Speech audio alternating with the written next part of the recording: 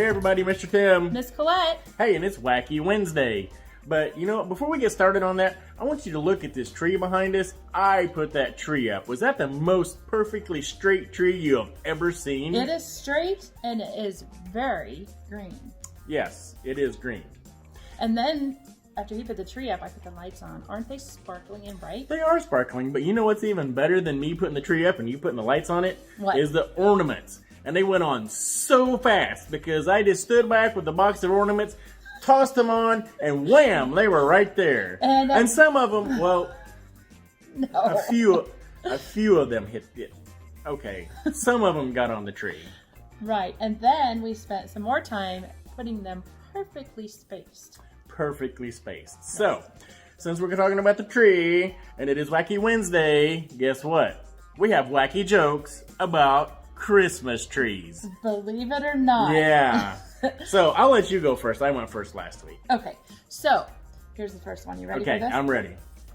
Why do Christmas trees make terrible sewers? Because they don't have any hands. Because they keep losing their needles. Losing their needles. Wow.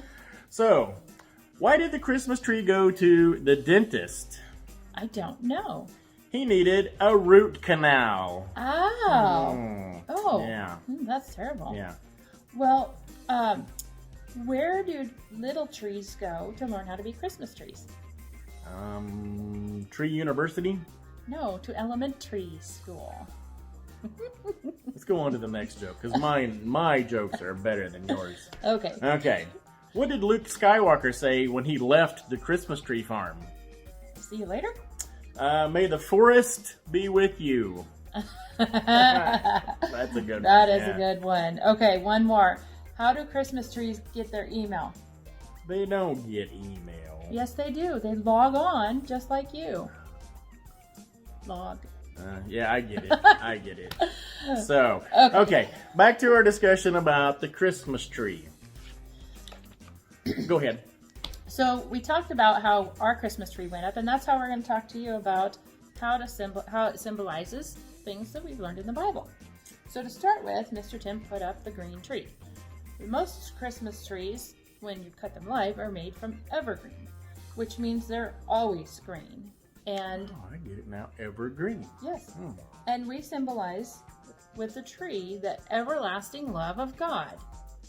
Oh, evergreen, everlasting love. Okay, now I get how that can tie together. Okay, that kind of makes sense now.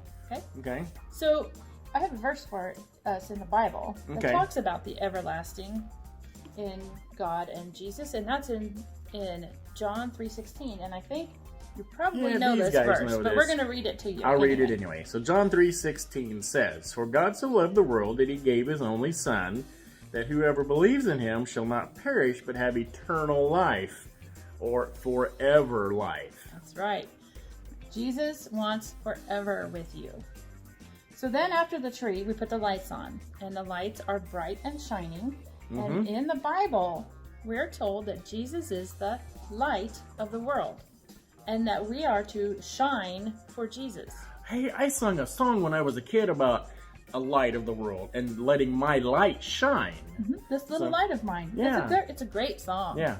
So that's how the lights on the Christmas tree represent Jesus, because the light of the world. We should shine bright.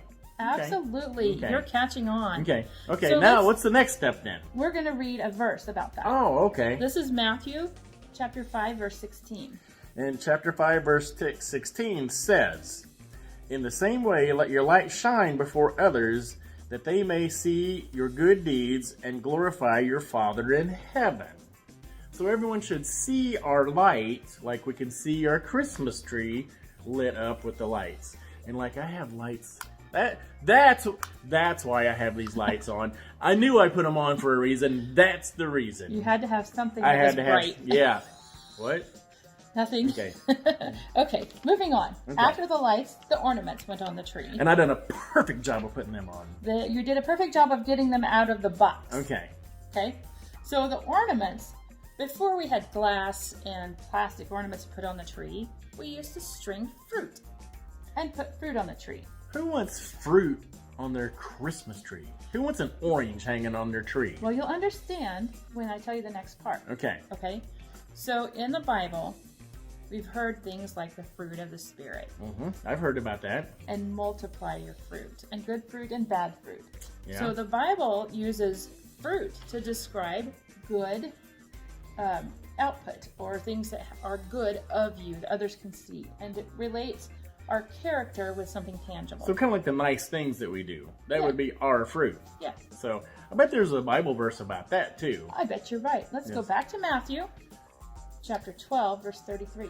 12:33 says, "Make a tree good and its fruit will be good, or make a tree bad and its fruit will be bad. For a tree is recognized by its fruit." So we can recognize a Christmas tree because of the ornaments on it. That's right. So people should recognize us of being a follower of Jesus because they see Jesus on us, or That's Jesus in us. So the way we act should represent Jesus. Right. Okay. So now you know why we have a tree, why we put lights on it, and why we put ornaments on it. And last week we talked about the gift that That's right. we have with our Christmas celebration.